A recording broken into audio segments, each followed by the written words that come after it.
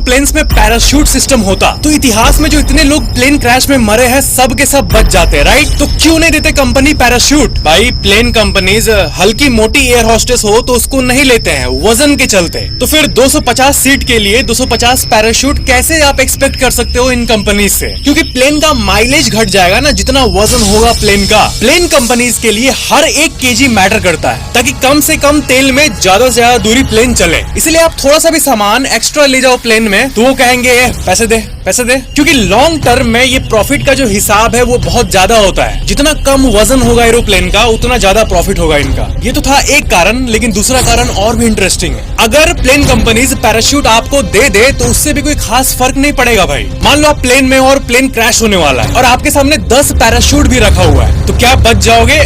नहीं, चांस बहुत कम है। चलते हुए एरोप्लेन से पैराशूट से कूदना वैसे ही होगा जैसे कि आप मानो बुलेट ट्रेन जो कि 600 किलोमीटर पर आवर पे चल रहा है उससे आप कूद रहे हैं। और कूद भी गए तो जैसे बाहर निकलोगे तो एरोप्लेन का इंजन आपको सक कर लेगा, फिर आपका बॉडी ऐसा पिसेगा क्या बोलना। और अगर इंजन सक नहीं भी किया तो जैसे बाहर निकलोगे प्लेन के बॉडी से आप जोर से टकरा जाओगे क्योंकि स्पीड बहुत ज्यादा होता है। और एक बात कि पैराशूट सब कोई को खोलने थोड़ी आता है। बहुत से एक्सपेरिमेंट किए गए हैं ऐसे पैनिक वाले सिचुएशन को लेके कि क्रैश हो रहा है तब लोग क्या करेंगे, मनोस्थिति क्या होता है। तो उसमें ये रिवील हुआ है कि घबराहट और पैनिक के समय जो ट्रेंड से ट्रेंड लोग होते हैं उनका दिमाग सुन हो जाता है कि क्या करें। तो नॉर्मल इंसान क्या ही खोल पाएगा पैराशूट को। इसलिए फंडामेंटली और बेसिकली कैसे प्लेन को मजबूत बनाए उस पे काम होना चाहिए, ना कि पैराशूट वैराशूट। और सबसे बड़ी बात जो कि आपको पता होनी चाहिए कि 92 या 93% नहीं बल्कि 99% प्लेन हादसे पता है कब होते हैं? हवा में जब नॉर्मली उड़ रहे होते तब नहीं होते। आसमान में उनको कोई डेंजर नहीं है, वो होता है टेक ऑफ या लैंडिंग के समय। ये जो छोटा सा पीरियड होता है ना टेक ऑफ और लैंडिंग का, स्टैटिस्टिकली स्पीकिंग यही सबसे बड़ा खतरा होता है प्लेन के लिए। एक बार प्लेन उड़कर